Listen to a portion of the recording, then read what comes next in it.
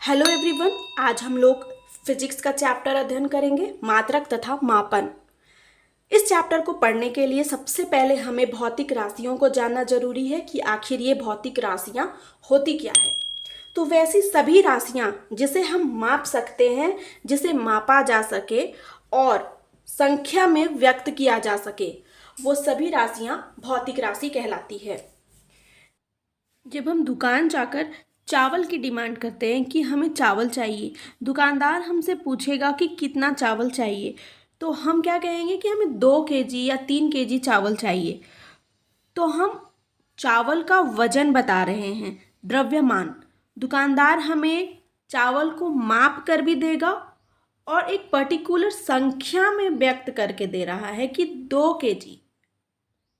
ठीक है, 2 kg संख्या में बताकर दे रहा है। तो द्रव्यमान, चावल का जो द्रव्यमान है, इसे हम माप भी पा रहे हैं और संख्या में भी व्यक्त कर पा रहे हैं। तो ये भौतिक राशि है द्रव्यमान।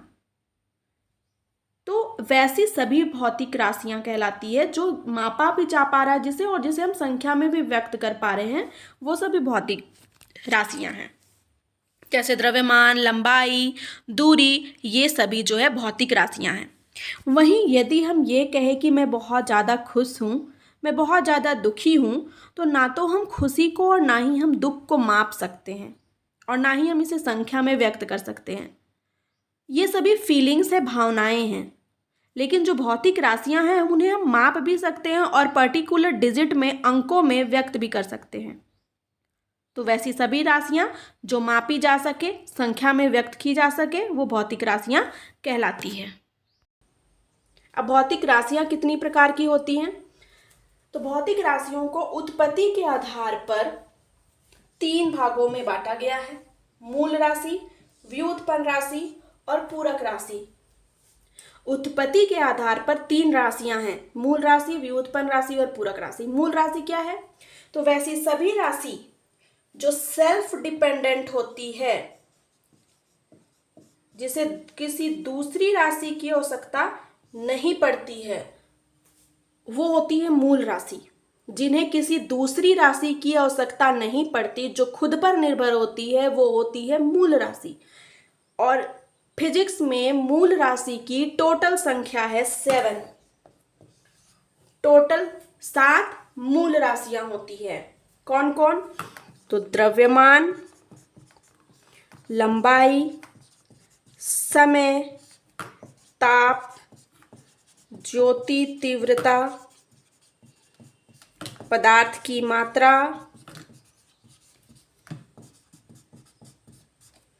विद्युत धारा,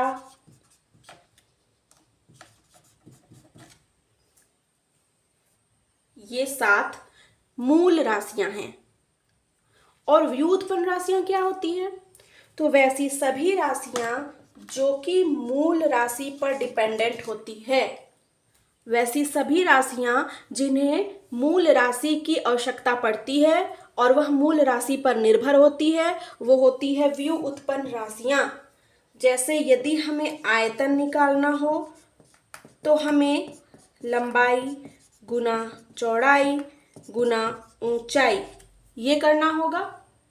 अब आयतन निकालने के लिए हमें लंबाई की आवश्यकता पड़ रही है, जो कि एक मूल राशि है।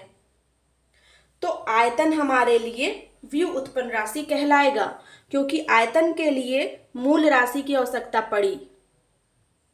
तो वैसी सभी राशियां जो मूल राशि पर निर्भर हो, वो व्युत्पन्न राशि कहलाती है। इसी तरह यदि हम पूरक राशि की बात करें, तो पूरक राशि ना तो मूल राशि होती है और ना ही व्युत्पन्न राशि होती है। ये ना तो मूल राशि है और ना ही व्युत्पन्न राशि है। ये पूरक राशियां 2 प्रकार की होती है। एक है समतल कोण और दूसरा है घन कोण। समतल कोण और घन कोण,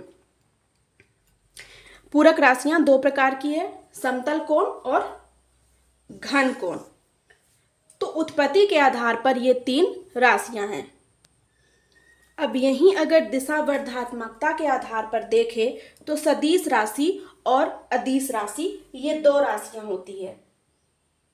दिशावर्धात्मकता का मतलब है जिसमें दिशा और परिमाण की बात की जा रही है। दिशा है या नहीं, ये बात की जा रही है। तो दिशा और परिमाण, ये दो टर्म यूज होंगे सदिश राशि और अदिश राशि में।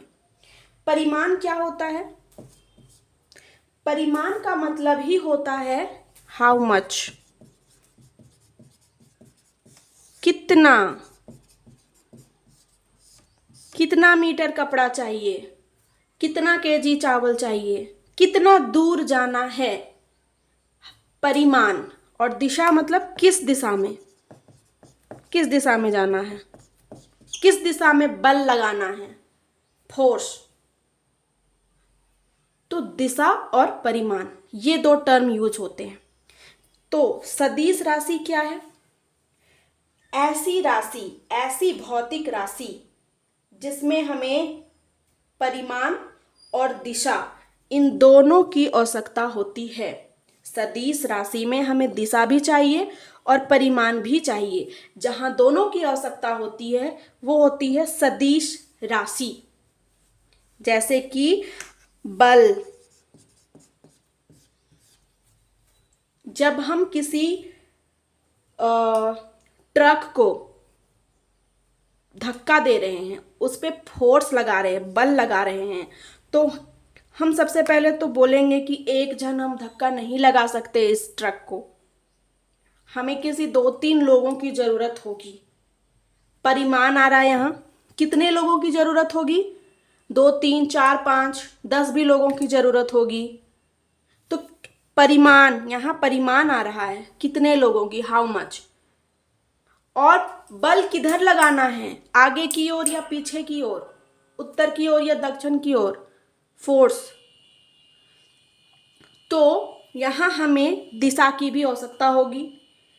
तो जहां दिशा और परिमाण इन दोनों की आवश्यकता होती है वो होता है सदिश राशि। यानी जैसे कि बल, विस्थापन, वेग, त्वरण, ये सभी जो है सदिश राशियां हैं। यहीं अगर हम अदिश राशि की बात करें तो अदिश राशि में परिमाण जो है केवल और केवल उसकी आवश्यकता होती है, दिशा की आवश्यकता नहीं होती है। अदिश राशि में दिशा नहीं होती है, सिर्फ क्या होता है, परिमाण होता है। अदिश राशि में सिर्फ परिमाण होता है और दिशा नहीं होती है। जैसे कि द्रव्यमान, अब हम दुकान में जाके क्या बोलेंगे, 2 केजी चावल उत्तर दिशा से दीजिए, 3 केजी चावल दक्षिण दिशा से दीजिए, ऐसे तो नहीं बोलेंगे, सिर्फ बोलेंगे 2 केजी चावल दीजिए। तो यहाँ सिर्फ परिमाण की आवश्यकता पड़ रही है कि कितना चावल चाहिए, किस दिशा से चाहिए, ये जरूरत नहीं पड़ रही, ये तो द्रव्यमान। अदिश राशि जिसे सिर्फ परिमाण की आवश्यकता होती है, दिशा की आवश्यकता नहीं होती, वो अदिश राशि होती है। और जिसे दिशा और परिमाण इन दोनों की आवश्यकता होती वो है सदिश राशि।